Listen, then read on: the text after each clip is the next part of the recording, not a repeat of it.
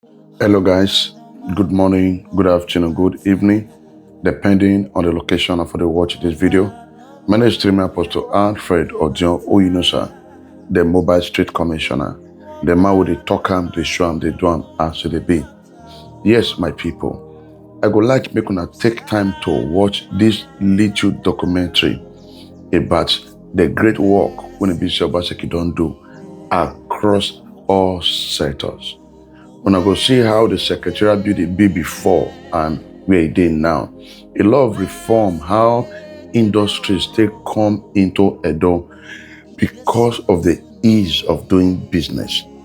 Now, the reason why we dey clamor for continuity and sustainability na because of these great works that the governor have done. Remember, any country, any nation, any state, when e be say they not get platform for continuity and sustainability, that nation or state can never experience prosperity. And I really appreciate God for the 30 years master plan.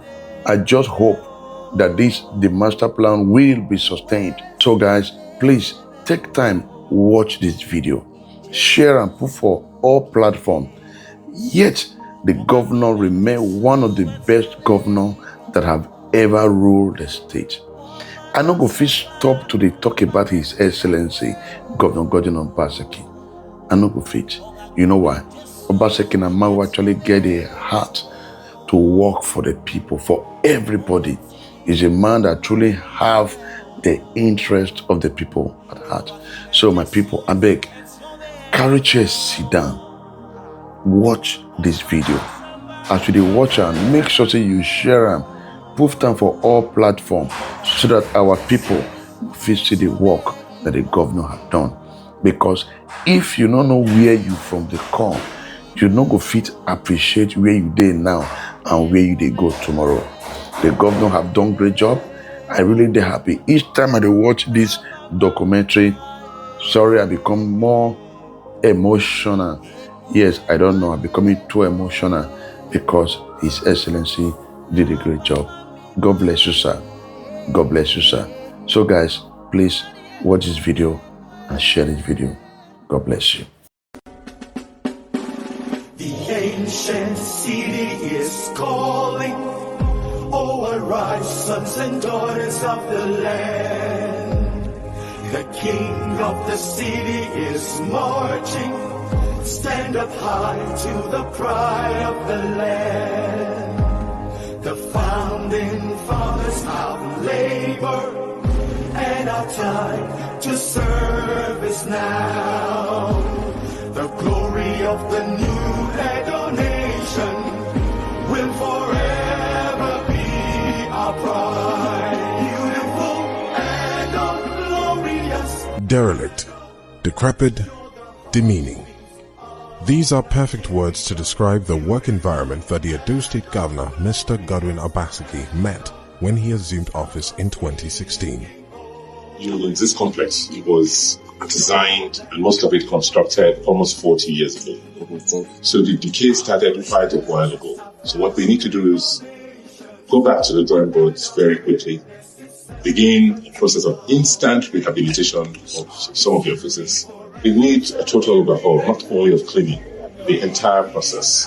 Security, how this place is secured, to see squatters, to see traders, kiosks, people all over the place. That in itself creates insecurity for people working here. So we're going to look at the entire gamut, from ensuring that this place is properly fenced, that we have a power system rather than each ministry or having a generating set.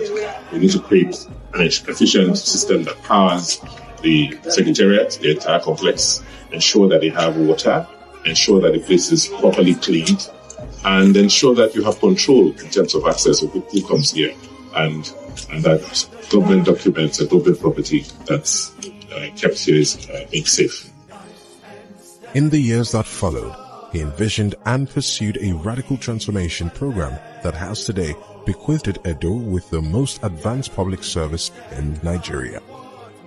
However, it must be noted that the most radical changes transform societies for the better or worse.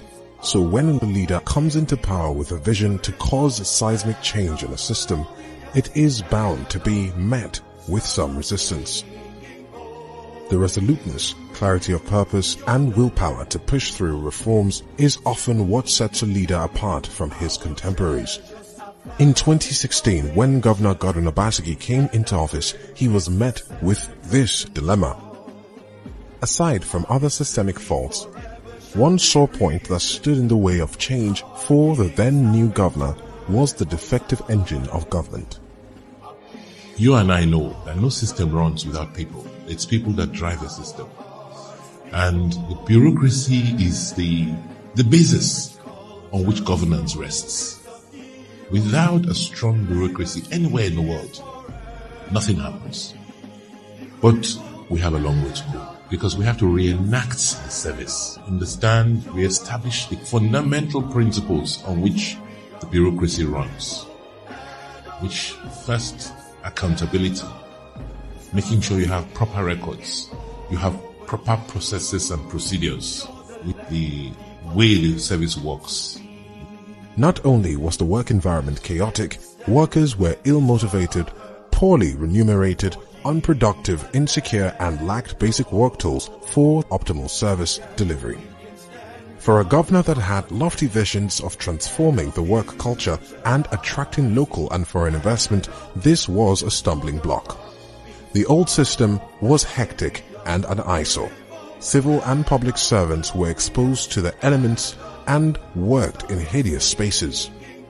Governor Obaseki therefore set to work to fix the government bureaucracy and to arrive at what eventually became Nigeria's most ambitious reform of the public service, resulting in making Edo the first state to become fully paperless with a slew of breathtaking service-wide reforms. The governor has been very clear about what he intends to do and has been doing in the civil and public service of Edo State. It is to take the service to a point where the service can function optimally and be able to serve as that instrument of government through which government delivers quality governance. The reforms have dramatically changed the face of public service in Nigeria as it touched on all aspects of the service, helping to instill a new work culture and drive needed institutional reforms. The work environment was also transformed with massive investment in upgrading physical structures, improved working tools, and better job security, assured by merit-based employment and promotions. People are recognized for hard work. People are given recognition for what they have done, not necessarily because of who they know. Like for example, my becoming GM of EDS, I wasn't expecting it. In fact, the governor didn't know me. Yeah, I'm very sure he didn't know me. But I was recommended based on the work I had done prior.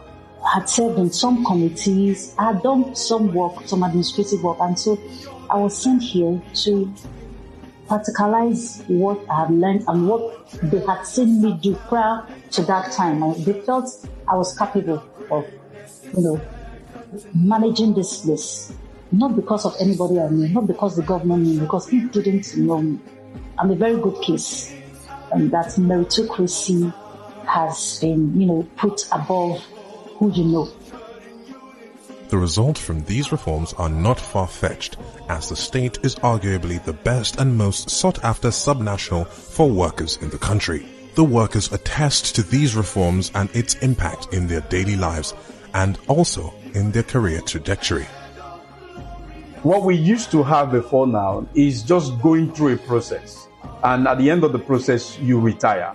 But now what we have is you have an opportunity to have yourself developed. We have relevant trainees that do come up on, sometimes on quarter basis, sometimes on even almost regular basis, depending on the nomination that you have in your respective MBAs. So now these trainees, help to expose you further. Apart from academically, it exposes you with respect to your work, your job, and it also propels you for the future beyond the civil and the public service. The John Odigi Oyegun Public Service Academy was set up by His Excellency Governor Godwin Nogegase Obaseki to strengthen public service institutions through capacity building. His Excellency argues that the civil and public service is the engine of government, and if we want government to function as it should, where it delivers the best of democracy to its citizens, then we must have, as a matter of urgency, he adds, have a skilled workforce. We've trained over 10,000 civil and public servants in courses like Introduction to Public Policy, Fundamentals of Public Policy, Fundamentals of Project Management. We've had things around conflict management. We've had training, technical skills training. We've had in this facility, soft skills training, leadership training as well. Last week, we took on change management, where we are insisting that mindsets must change so that we can move to the future that we all desire. So yes, it's been a very impactful year, whether it's the number of people trained or the impact that the training has had on the people that we've trained. Recently, someone visited Edo from Lagos, and he was commending the service that he had just by going to our secretariat, whether it's how the building looked or even how the people that he was interacting with, top government officials, were interacting with him. He found that very new, he said, especially given how government runs in Nigeria. So I think for me, it's the reorientation around mindset, is the approach to work. There's a changing work culture. I remember when I first came here, someone was very quick to tell me that they close at 2 p.m. But these days, you would typically find civil servants still sitting down at work and producing good work even after 5 o'clock. In doing the training at Duke, we would bring these facilitators from all over the world. We brought somebody from Norway, we brought facilitators from the US, and they will come to Edo, they will do it in our facility. So think about it, the only thing we're spending on is bringing those facilitators to us, as opposed to taking all our 10,000 workers, putting them on the plane to go and learn. So I think that we have saved the government nothing shy of over 70% of the previous cost that we would typically use to run training.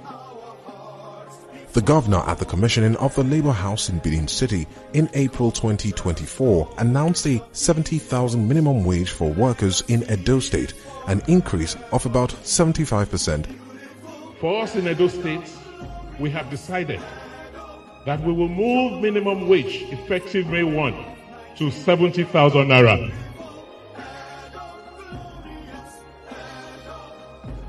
It was a new record that showed an unwavering commitment to workers' welfare.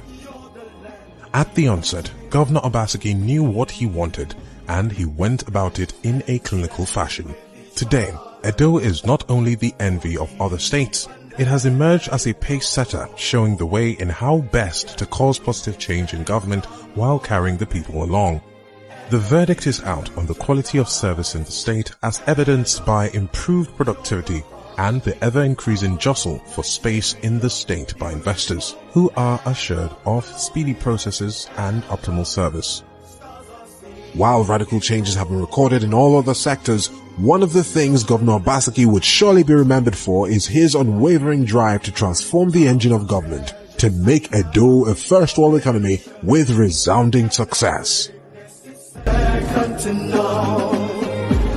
Our history forever shall be written, how our kings have endured.